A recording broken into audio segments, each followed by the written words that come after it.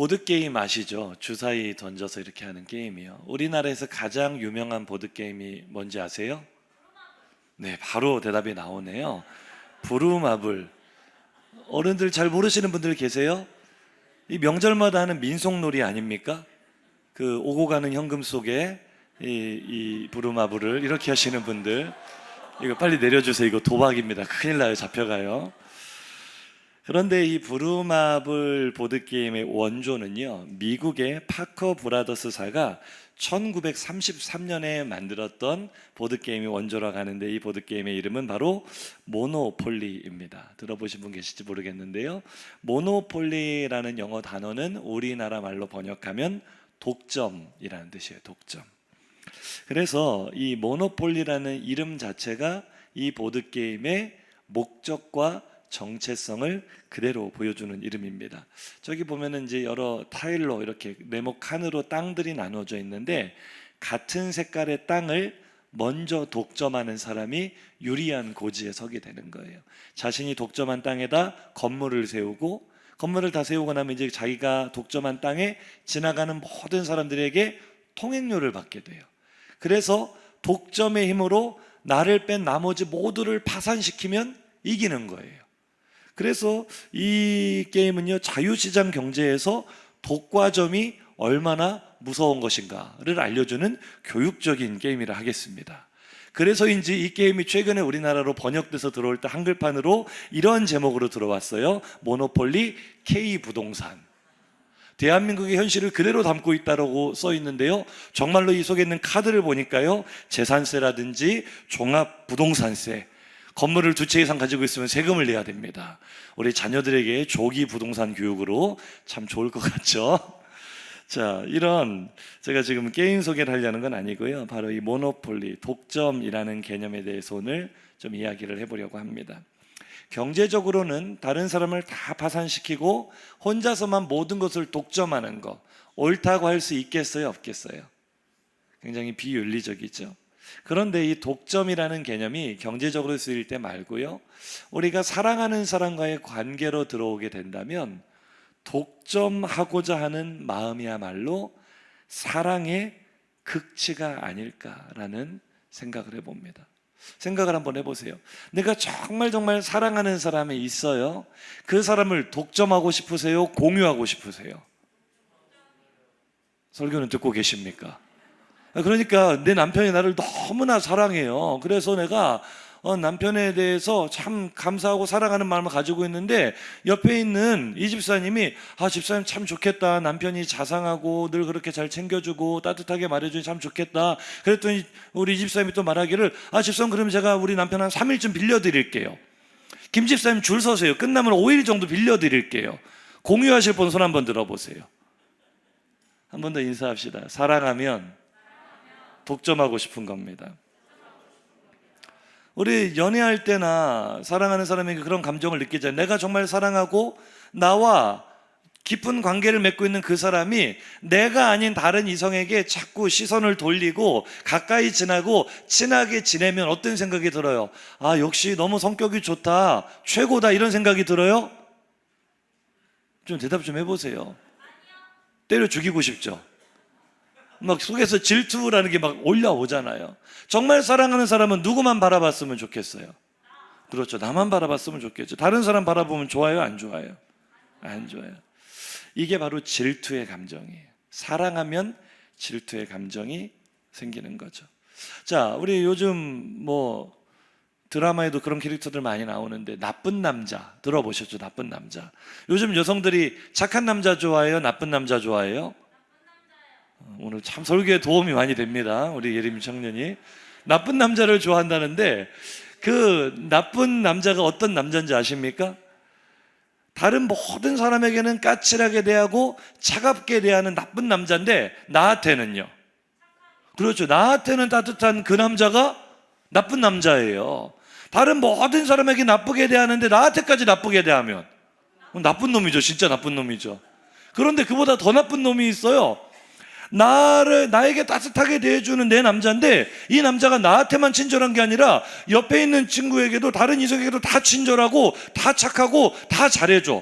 이게 진짜 더 나쁜 놈 아닙니까? 그래요, 안 그래요? 한 번 더 인사하시죠. 사랑은 질투를 일으킵니다. 그런데 오늘 성경을 보니까요, 우리를 향한 하나님의 마음이 꼭 그래요. 질투하시는 하나님이다. 스스로를 그렇게 소개하십니다. 출애굽기 34장 14절이에요. 시작. 너는 다른 신에게 절하지 말라. 여호와는 질투라 이름하는 질투의 하나님이시니라. 아멘. 이름이 질투다. 내가 얼마나 질투하는지 아느냐. 이 말은요, 하나님 참 유치하시다 이렇게 받아들일 내용이 아니라 나는 질투의 하나님이다. 이 말은요, 내가 너를 얼마나 사랑하는지 아니? 그 말로 해석되어 들리시기를 축복합니다. 하나님은 나를 질투하실 만큼 사랑하신다는 거예요.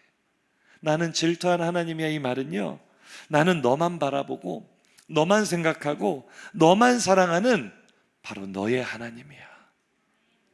오늘 본문 또한 바로 그 하나님의 마음을 우리에게 그대로 보여주시는 말씀이죠. 오늘 본문 한번 읽어볼까요? 20장 3절입니다. 시작. 너는 나 외에는 다른 신들을 내게 두지 말라. 이 말이요, 내가 너를 얼마나 사랑하는지 아니? 라는 말로 오늘 해석되어 들리는 은혜가 있기를 축복합니다. 오늘 본문은 지난주에 이어 십계명 말씀이잖아요. 그 십계명 중에 모든 계명의 중심이 되고 기초가 되고 가장 중요한 계명이라 할 수 있는 1계명, 너는 나 외에는 다른 신들을 내게 두지 말라. 그런데 오늘 이 말씀에 참 특이한 점이 있는데요, 말씀 다시 한번 조금 전에 띄워보세요. 3절. 지금 이 말씀은 하나님께서 누구에게, 모세를 통해 누구에게 주시는 말씀이죠? 이스라엘 백성에게 주시는 말씀이에요. 그런데 이스라엘 백성은 출애굽 당시에 남자 장정만, 20세 이상 된 남자 장정만 60만 명이 넘었어요. 그러니까 여자와 아이들, 노인들을 합하면 좋게 200만에서 300만은 되는 엄청나게 많은 큰 무리였단 말이죠. 그러면 이 말이 좀 자연스럽게 들리려면 주어를 부를 때 단수로 불러야 되겠어요? 복수로 불러야 되겠어요? 큰 무리를 향해 너는 이라고 하는 게 맞겠어요? 너희는 이라고 하는 게 맞겠어요? 너희는이 자연스럽죠. 그런데 오늘 본문을 보면 너는 나 외에는 다른 신을 내게 있게 하지 말지니라. 출애굽기 20장에 처음 십계명을 선포하시는 서론부터 모든 주어는요, 너예요. 너. 그러니까 우리 입장에서는 하나님은 수백만의 사람이 있어도 너희는 이렇게 해라 말씀하시는 분이 아니라 언제나 그 수많은 사람들 가운데 나 한 사람을 콕 집어 불러내셔서 내가 너를 사랑한다. 나는 네가 행복했으면 좋겠다. 네가 나를 바라봤으면 좋겠다. 하나님 우리들 한 사람 한 사람과 1대1의 긴밀한 관계를 맺기를 원하시는 분인 줄로 믿으시기 바랍니다. 아이돌 가수가 공연할 때 수많은 팬들이 자기를 둘러싸고 있으면 여러분 사랑해요 라고 인사를 하지만 그 아이돌 가수는 팬들의 이름을 알아요, 몰라요? 사정을 알아요, 몰라요? 그냥 불특정 다수를 향해 여러분 사랑해요 말하는 거예요. 우리가 하나님의 사랑을 그렇게 오해할 수가 있어요. 여기 이 자리에도 수많은 사람들이 있는데 하나님께서 내가 너희를 사랑한다라고 그렇게 우리가 받아들여서 수많은 사람들을 사랑하시는 거지 뭐, 이 교회를 사랑하시는 거지 뭐, 나에게 하나님이 관심이 있으시겠어? 나 같은 사람에게 하나님께서 정말 나 한 사람을 그렇게 사랑하실까? 내가 그렇게 특별할까? 이런 영적인 자존감이 낮은 분들이 있어요. 그런데 하나님은 언제나 나를 향해 말씀하시는 거예요. 이스라엘 백성이 200만이고 300만이고 수백만이 되어도 한 사람을 지명하여 부르시는 거예요. 오늘 나 한 사람을 지명하여 부르시며 내가 너를 사랑한다, 너도 나를 사랑해라 부르시는 하나님을 1대1의 관계로 만나시기를 주님의 이름으로 축복합니다. 사람들은 나에게 그만한 관심이 없을 때가 많잖아요. 우리가 지금 직분자 교육을 하면서 어제도 집중적으로 공부한 게 그거예요. 우리는 사랑의 훈련을 해야 됩니다. 먼저 다가가야 됩니다. 다리를 놓아야 됩니다. 우리가 사랑의 훈련을 이렇게 교회에서 열심히 받고 있지만 여전히 우리는 사랑을 배워가는 과정이기 때문에 본능적으로 우리는 이기심이 많거든요. 그래서 다른 사람에게 무관심할 때가 많아요. 내 옆에 있는 분의 이름이 그저 화평교회 무슨 집사님으로만 인식될 때가 많아요. 화평교회 땡땡땡 권사님, 교회라는 무리 안에서만 의미 있는 이름으로 받아들여질 때가 많다고요. 때로는 그 이름조차도 모를 때도 있어요. 무관심한 거죠. 그저 교회에서 전체적으로 성도라는 이름으로는 교제하고 있지만 개인적으로는 우리들 한 사람 한 사람이 친밀한 관계를 다 맺는 거 쉬워요, 어려워요? 어려워요. 사람은 우리에게 그런 사랑을 주기가 참 쉽지가 않아요. 내가 이 사람을 깊이 알고 이 사람을 위로하고 기도하고 기도 제목을 나누고 축복하는 긴밀한 관계를 한 사람 한 사람 특별하게 그런 관계를 맺기가 우리 그렇게 많지 않은 숫자임에도 불구하고 쉬워요, 어려워요? 어려워요. 그게 참 쉽지가 않아요. 그런데 하나님은 한 번도 우리를 향해서 화평교회 성도들아 이렇게 뭉뚱그려 말씀하지 않으세요. 화평교회에 있는 아무개 이렇게 말씀하시는 게 아니라 내 이름을 부르시는 거예요. 1대1로 친밀하게 내 이름을 부르시며 아무도 모르는 나의 아픔과 상처를 만져주십니다. 내가 신음하듯 내뱉은 나의 작은 신음까지도 들으시고 응답하십니다. 오늘 나를 위로하시며 나에게 용기와 새 힘을 주시는 줄로 믿습니다. 오늘 우리에게 십계명, 계명을 주실 때도 마찬가지예요. 무슨 헌법 조문처럼 대한민국 국민이라면 누구든지 헌법을 지켜야 된다 이런 식으로 너희가 내 백성이라면 내 말에 토달지 말고 무조건 이 명령을 지켜라 이렇게 주시는 명령이 아니에요. 너는 나 외에 다른 신을 너에게 개서는 안 돼. 이 명령은요 많은 무리에게 공식적으로 던져주시는 법조문이 아니라 나 개인, 우리들 개인 한 사람 한 사람에게 속삭이듯 말씀해 주시는 사랑의 메시지인 줄로 믿습니다. 나의 행복을 위해서 주시는 메시지요. 신명기 10장 13절 읽어보실까요? 시작. 내가 오늘 내 행복을 위하여 내게 명하는 여호와의 명령과 규례를 지킬 것이야. 우리가 하나님의 계명을 공식적으로 수많은 사람들에게 그냥 지켜라, 안 지키면 벌 받는다라고 주시는 그런 법조문으로 오해할 때가 많은데요, 한 절 한 절 읽어보시면 항상 너는 이렇게 했으면 좋겠다, 너는 이렇게 살았으면 좋겠다. 조금 전 이 말씀도요, 오늘 너의 행복을 위해서 너에게 주시는 말씀이야. 아멘이세요? 우리 모두에게 주시는 말씀이라고 할 수도 있겠지만 하나님의 메시지는 지극히 개인적입니다. 오늘 나의 행복을 위해서 나를 사랑하신다는 말씀을 나에게 주신 하나님 만나시기를 축복합니다. 수많은 사람들에게 너희는 이렇게 해라 하는 게 좋겠어요? 아니면 나에게 개인적으로 너는 이렇게 해라 하시는 게 좋겠어요? 개인적으로 하는 게 좋겠죠. 수많은 사람 중에 콕 집어 나를 사랑하신다는 그 말씀 좋으세요, 싫으세요? 좋으심 우리 함께 찬양합시다. 하나님 아버지 주신 책은 귀하고 중하신 말씀일세, 기쁘고 반가운 말씀 중에 날 사랑한단 말 참 정말 좋으세요? 주나께서 나를 사랑하니 즐겁도다. 주나께서 나를 사랑하니. 정말 기쁜 마음으로 한 번만 더 고백하시죠. 하나님 아버지, 하나님 아버지 주신 책은 귀하고 중하신 말씀이 기쁘고 반가운 그 말씀 중에 내가 가장 듣고 싶어하는 말, 날 사랑한단 말 참 좋다. 아멘. 주께서 나를 사랑하니 즐겁도다.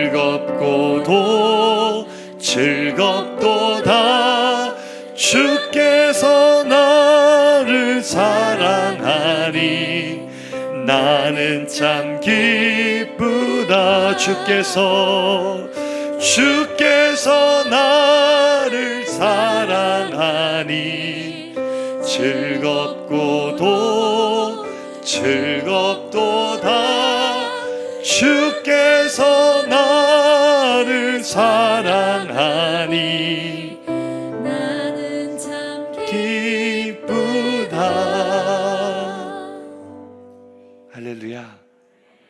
너희는이 아니라 내가 너를 사랑한다 말씀하십니다. 내가 너희의 상황을 알고 있다 말씀하십니다. 내가 너희의 기도를 듣고 있다 말씀하십니다.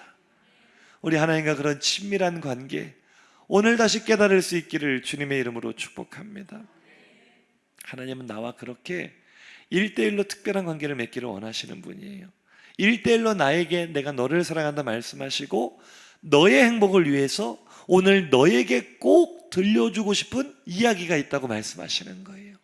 그 이야기의 내용이 무엇인지 우리 다시 한번 본문을 큰 소리로 읽어보겠습니다. 시작. 너는 나 외에는 다른 신들을 내게 두지 말라. 아멘. 내게 두지 말라. 너에게 있게 하지 말아라, 그런 뜻이죠. 이 내게 두지 말라를 히브리어 원문으로 봤더니요, 히브리어 한번 보여주세요. 히브리어는 오른쪽에서 왼쪽으로 읽어요. 로 이흐의 레카라고 이렇게 표현해서, 로는 뭐뭇이 아니다, 무엇을 하지 말아라라는 강력한 부정어예요. 그러니까 하지 말아라, 무엇을, 이흐의 레카, 너에게 존재하도록 하지 말아라, 너에게 있도록 하지 말아라 라는 뜻인데요, 제가 히브리어를 보여드린 이유는요, 이 우리말로는 이게 잘 연결이 안 될 수 있는데 히브리어 원문을 보면은 이흐의 레카라는 이 용법이 성경의 다른 곳에서도 많이 사용이 되는데 주로 결혼 서약과 관련해서 이 용법이 나와요. 그러니까 결혼을 했을 때 아내는 남편에게 속하였다, 강력한 절대적인 소유권을 나타낼 때 바로 이 이흐의 레카라는 단어를 써요. 많은 예가 있지만 요즘 우리가 묵상하고 있는 사무엘하 말씀 한 절을 볼게요. 사무엘하 12장 10절입니다. 시작. 이제 내가 나를 업신여기고 햇사람 우리아의 아내를 빼앗아 내 아내로 삼았은즉 칼이 내 집에서 영원토록 떠나지 아니하리라 하셨고, 우리가 지난 새벽에 묵상했던 말씀 중에 다윗이 밧세바와 동침하고 우리아를 죽였을 때 나단 선지자가 다윗을 책망하는 하나님의 말씀이잖아요. 이때 지금 좀 전에 이 노란 글씨로 표시된 내가 삼았다, 이게 히브리어로 정확하게 이흐의 레카입니다. 네가 너의 소유로 삼았기 때문에, 우리아에게 소유가 있었던, 우리아의 소유였던 밧세바를 네가 너의 소유로 빼앗아 왔기 때문에, 네가 그녀를 독점했기 때문에 하나님의 저주가 너의 집에 임할 것이다 라는 말씀이에요. 그러니까 오늘 너에게 두지 말아라 라는, 너에게 두었다라는 이 표현과 네가 소유하였다, 네가 독점하였다라는 표현이 히브리어로 같은 의미라는 거예요. 그런 의미에서 오늘 본문을 다시 읽는다면, 너는 다른 신들을 절대로 소유하지 말아라, 너는 내가 아닌 어떤 신들도 독점하지 말아라. 조금 더 정확하게 말하자면 무슨 뜻입니까? 네가 독점할 수 있는 대상은 오직 하나님뿐이야. 네 마음을 가득 채울 수 있는, 네 마음의 자리를 내어드려야 될 존재는 다른 어떤 신이 아니라, 그 누구도 아니라 오직 하나님뿐이야. 너의 마음은 오직 나로만 가득 채워져야 돼. 마치 우리가 사랑하는 사람이 다른 데로 눈 돌리고 한눈 팔면 화가 나는 것처럼 하나님이 똑같은 감정을 가지고 계시는 거예요. 내가 너를 어떻게 사랑하는데, 내가 너를 얼마나 아끼는데 너의 마음은 다른 거짓된 것들로 채워서는 안 돼. 너의 마음은 오직 하나님으로만 가득 채워져야 돼. 다른 어떤 신에게도 마음을 빼앗기지 말고 오직 하나님만 독점하라, 이 말씀인 줄로 믿으시면 아멘 하시기 바랍니다. 한번 따라 하실까? 하나님의 음성입니다. 내가 너를 독점한 것처럼 너도 나를 독점해라. 이 음성이거든요. 이 의미에 대해서 이제 설교를 들으시면서 자연스럽게 파악하시게 될 건데요, 하나님은 오늘 굉장히 강력한 소유권의 개념으로 우리에게 이 비밀을 알려주시는 거예요. 사실 십계명을 선언하시는 십계명의 선언문이라 할 수 있는 지난주에 살펴보았던 2절을 한번 보겠습니다. 시작. 나는 너를 애굽 땅 종되었던 집에서 인도하여 낸 내 하나님 여호와니라. 아멘. 원래는 애굽의, 이집트의 종이었어요. 그런데 하나님이 그들에게 자유를 주셨어요. 그들을 종되었던 자리에서 끌어내셨어요. 자, 그럼 나에 대한 독점적인 소유권은 누구에게 있습니까? 애굽에게 있어요? 이집트의 왕에게 있어요? 예전에는 그랬을 수 있겠지만 하나님이 그의 손에서 우리를 끄집어내서 건져 오셨기 때문에 나에 대한 유일한 독점적인 소유권, 이스라엘에 대한 독점적인 소유권은 오직 하나님께만 있는 줄로 믿으시면 아멘 하시기 바랍니다. 너는 내 것이라. 너는 내 것이라. 이게 하나님과 우리의 관계라는 거예요. 하나님은 나를 온전히 독점하시기 위해 자신의 모든 것을 다 내어주셨습니다. 아들의 생명까지도 내어주셨습니다. 그러므로 온전히 나를 소유하실 수 있는 분은 오직 하나님밖에 없는 줄로 믿습니다. 그게 우리에게 행하신 일 아니에요? 신명기 33장 29절이에요. 시작. 이스라엘이여 너는 행복한 사람이로다. 여호와의 구원을 너같이 얻은 백성이 누구냐? 왜 우리가 행복한 사람이에요? 너처럼 특별한 은혜로 하나님의 구원을 힘입어서 구원의 은혜로 하나님의 소유가 된 백성이 세상 어디에 또 있더냐는 거예요. 세상 어떤 민족에게 하나님이 그런 일을 행하셨냐는 거예요.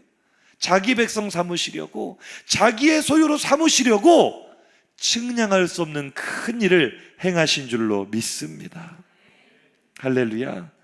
그 하나님의 특별하고 놀라우신 사랑이 나의 영혼을 완전히 독점하신 거예요. 나를 완전히 그의 소유로 삼으신 거예요. 나를 하나님의 신부로 삼으신 거예요. 그리스도의 아내로 삼으신 거예요. 그래서 하나님이 오늘 나에게 주신 말씀이 내용이 그거예요. 내가 너를 그렇게 독점적으로 사랑하는 것처럼 이제는 너도 나를 독점적으로 사랑하기를 원한다. 나에게 그런 독점적인 사랑과 충성을 요구하시는 줄로 믿습니다. 다시 한번 따라 하시죠. 내가 너를 독점한 것처럼 너도 나를 독점해라. 내 마음이 너로 가득한 것처럼 너의 마음도 나로 가득하기를 바란다. 이것이 바로 오늘 본문의 내용인 줄로 믿으시기 바랍니다. 그런데 이게 나를 숨막히게 하는 어떤 집착이나 구속이 아니라 나의 행복을 위해서, 나의 행복을 지켜주시기 위해서 주시는 행복 매뉴얼이라는 사실이에요. 할렐루야. 그런데 한번 생각해 보세요. 이렇게 남편의 한없는 사랑을 받은 아내의 마음에 남편이 아닌 다른 남자가 들어와 있다면 어떻게 되겠어요? 그 관계가 유지가 되겠어요? 안 되겠어요? 유일하고 독점적인 관계가 유지가 되겠어요? 깨지겠어요? 이 관계가 깨지는 것이 곧 우리의 행복이 깨지는 거란 말이에요.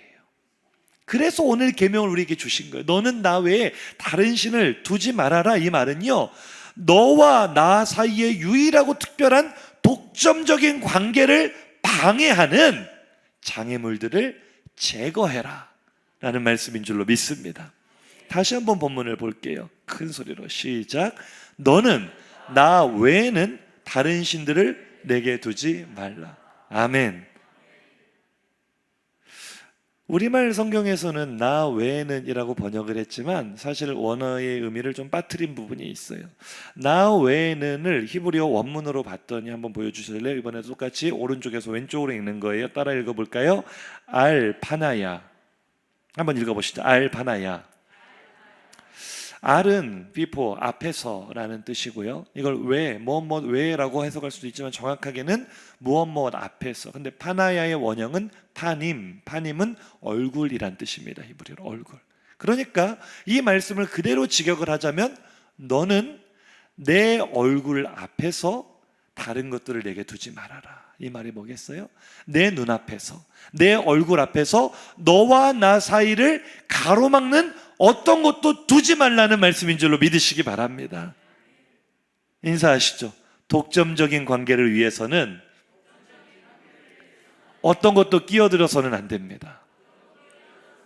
아멘이세요? 우리가 보통 스포츠 중계를 할 때 어떤 방송사가 독점 중계권을 따냈다라고 말을 하잖아요. 독점이란 건 뭐예요? 그 원송출하는 곳과 우리가 그걸 받은 쪽과 사이에 다이렉트로 통해서 다른 것들이 끼어든다는 거예요? 못 끼어든다는 거예요? 끼어드는 순간 그건 독점이 아니죠. 그거는 그냥 중계가 되는 거죠. 독점이라는 거는요, 어떤 것도 끼어들 수가 없는 거예요. 독점적인 관계는 무엇도 끼어들 수 없는 관계인 줄로 믿습니다. 하나님과 나 사이의 관계가 그렇다는 거예요. 나와 하나님과의 사이는요, 피로 맺어진, 언약으로 맺어진 독점적인 관계인 줄로 믿습니다.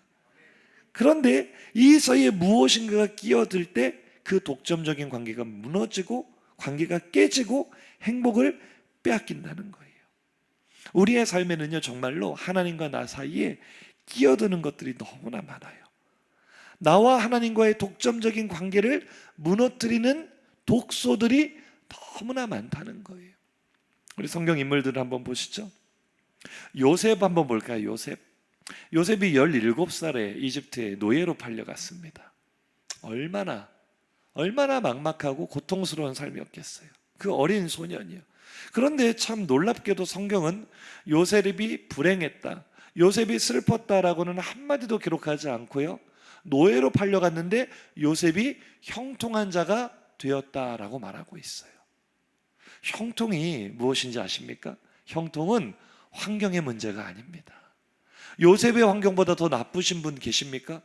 지금 내일 어디 저 아프리카 수단으로 팔려가실 예정이신 분 있으면 손 한번 들어보세요.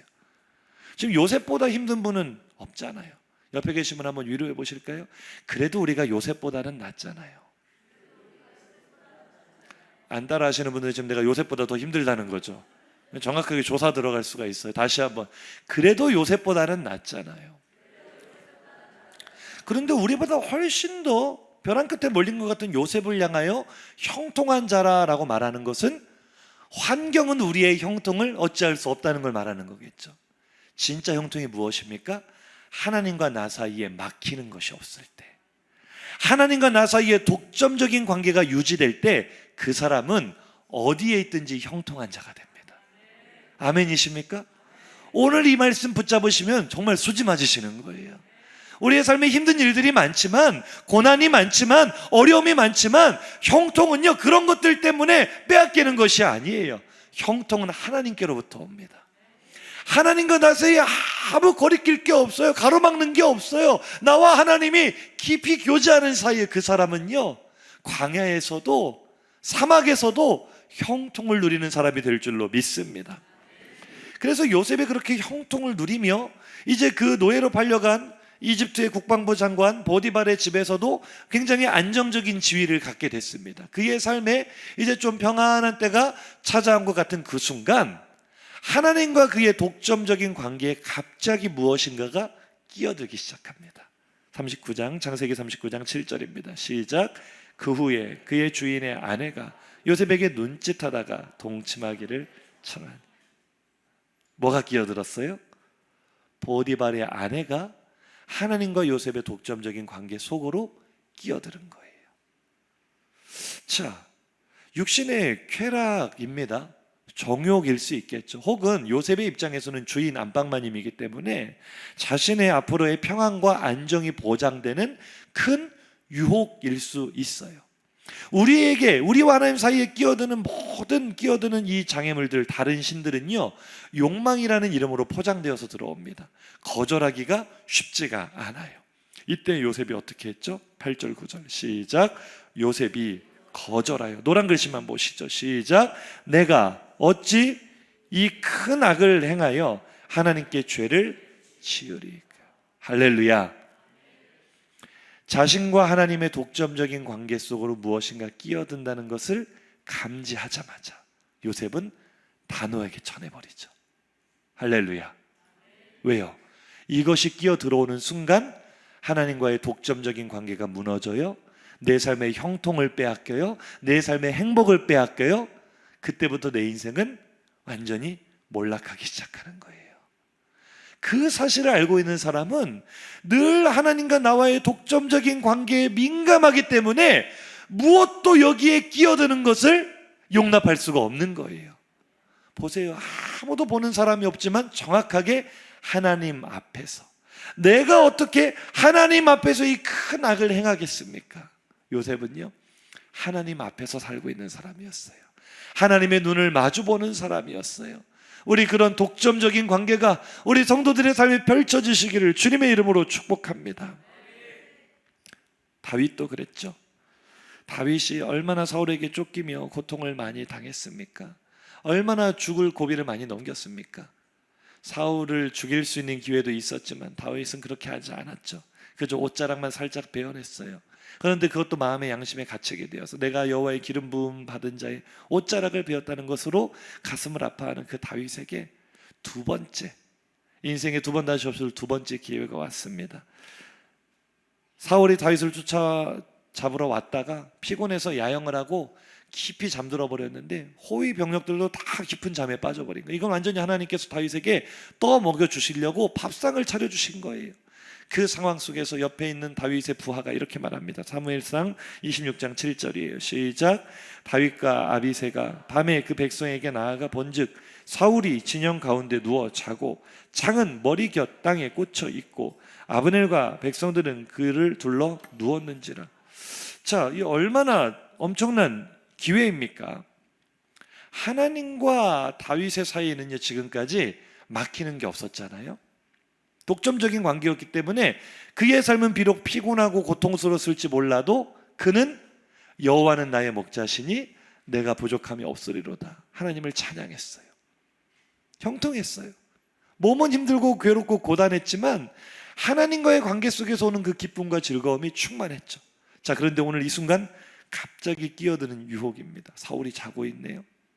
내가 마음만 먹으면 단칼에 사울의 목을 벨 수 있어요. 그러면 이 고통스러운 도피 생활이 끝이 납니다. 이것만 끝나는 게 아니죠. 너무나도 손쉽게 왕의 자리에 올라갈 수 있어요.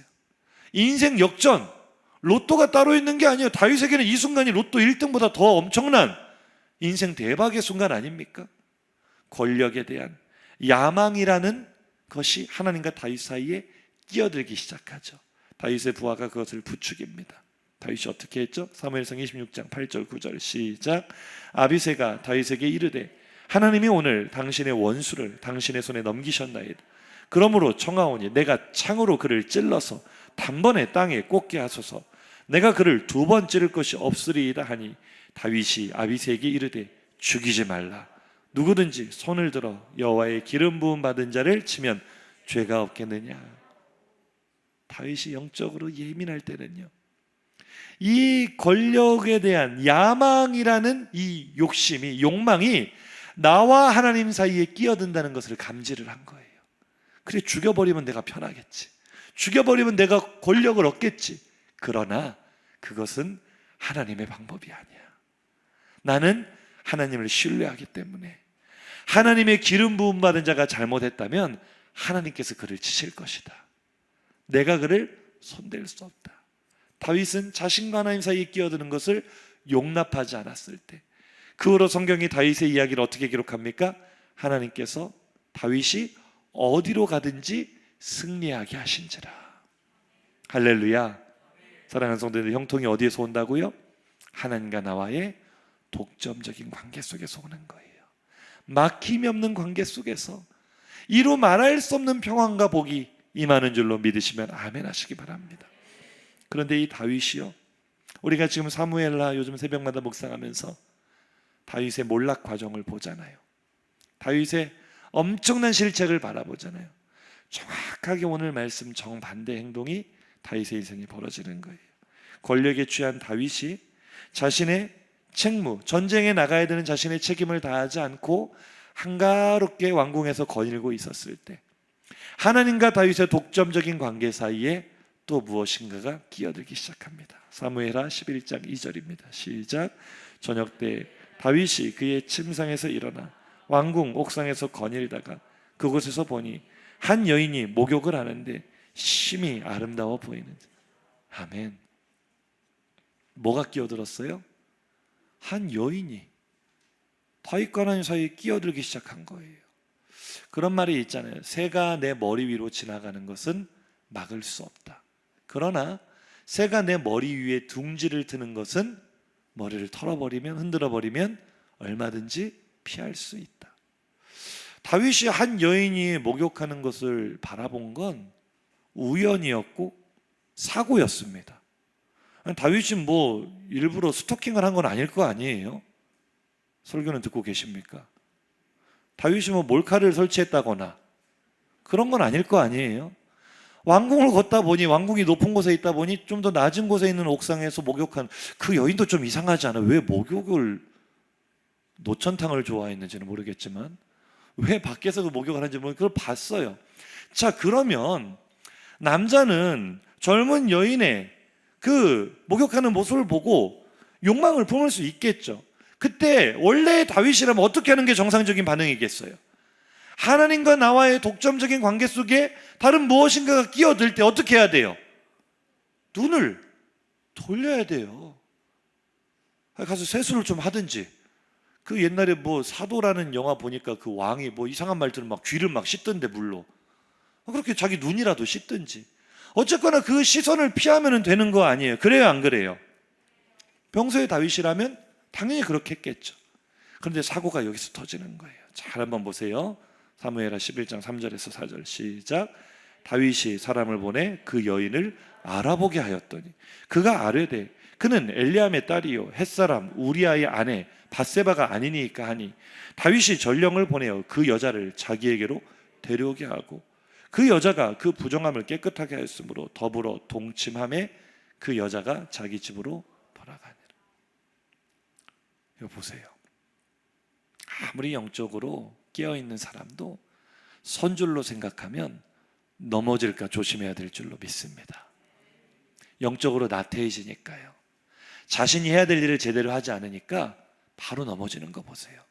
우리가 직분자 훈련을 왜 하고 있죠? 우리가 직분자로서의 사명과 자신의 책임을 다하지 않으면 사탄의 작은 공격에도 속절없이 무너지는 거예요. 직분자가 무너지면 교회가 무너지는 거예요. 우리는 정신을 차리고 근신하고 깨어서 나의 자리를 지키고 나의 사명을 다하는 우리 성도들 되시기를 주님의 이름으로 축복합니다. 다윗이요, 자기가 있어야 될 자리를 지키지 않으니까 영적으로 어두워지잖아요. 그의 영적인 감각세포들이 다 죽어버리니까요. 분명히 지금 나와 하나님 사이에 우연히 갑자기 끼어든 사건이거든요. 이거 얼마든지 거절할 수 있어요. 기회가 여러 번 있었어요. 왜 알아보라 합니까? 남의 집 여자를. 희한한 사람 아니에요? 설교는 듣고 계십니까? 아니, 다 이해가 되시는 거지만 나도 다윗처럼 알아볼 것 같은데 막 그럴 거예요? 아니잖아요. 왜 남의 집 여자를 알아보라 그래요? 아니, 알아봤더니 지금 자기 부하, 전쟁터에서 죽자고 싸우고 있는 자기 부하 장군의 아내예요. 그러면 정신을 차려야 돼요, 안 차려야 돼요? 뭐 하려고 데려오라고 합니까? 인사합시다. 제정신이 아닙니다. 제정신이 아니에요, 진짜로. 그래 놓고는 데려와가지고는 뭐예요? 동침이에요, 동침. 정확하게 하나님과 다윗의 아무것도 막힐 것이 없었던 독점적인 관계 사이로 음란이라는 것이 자리를 잡아버린 거죠. 유혹, 성적인 유혹이 가로막아버린 거죠. 하나님과 다윗 사이에 끼어들어 버린 거죠. 이때부터 다윗 가문에 말도 못할 비극이 일어나지 않습니까? 개봉박도 기대하시라.